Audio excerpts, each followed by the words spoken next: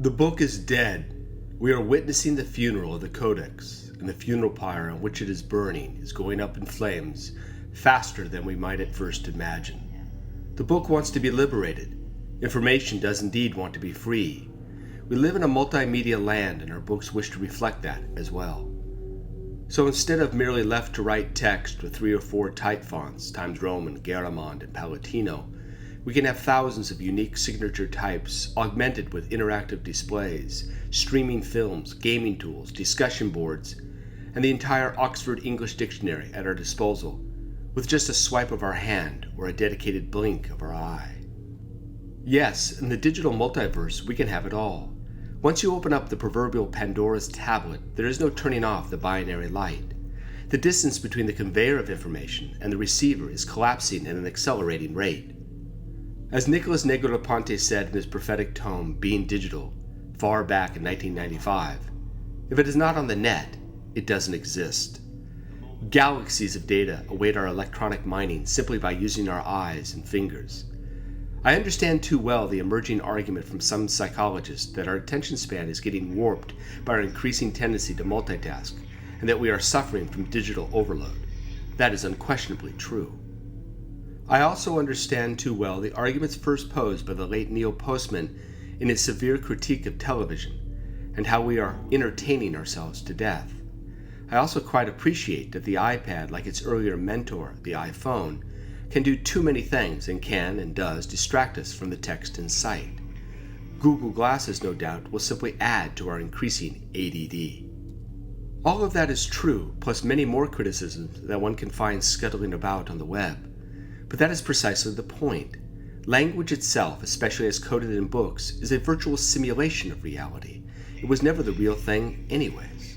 I don't see why one virtual simulation should hold sway and not evolve with other rapidly accelerating technologies. If we hold to these kinds of arguments, then one could, as others did back in the 15th century, justifiably lament the change from handwritten and idiosyncratic text to mass-produced books with their uniform typography.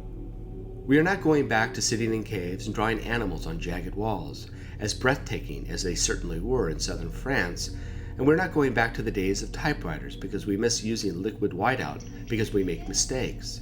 We're not going back, period, nor should we. The book of the future, the book that we are now getting glimpses of on Apple's iPad and other illuminated Android devices, is hypertext fully realized. Text, all images, all sounds, all films, all games, all interactivity at nearly the speed of light and in the palm of our hands and in our visual and auditory fields. The book needs to be liberated from its material corpus and fly unencumbered at the speed of electrons. But the truth is that books are furniture, and what we are discovering is that information in its quest for freedom doesn't want to be chained down to an elevated podium or locked behind cages in temperature-controlled rooms as if readers were nocturnal data thieves. Lest we forget, books are a particular repository of information, and tying such wisdom to one form and one form only, acting as if early genealogy somehow grants it pride and privilege of place, is to neglect the real project at hand, which is that we wish to gain knowledge and wisdom. To echo Nietzsche, we have in our digital adventures killed the book.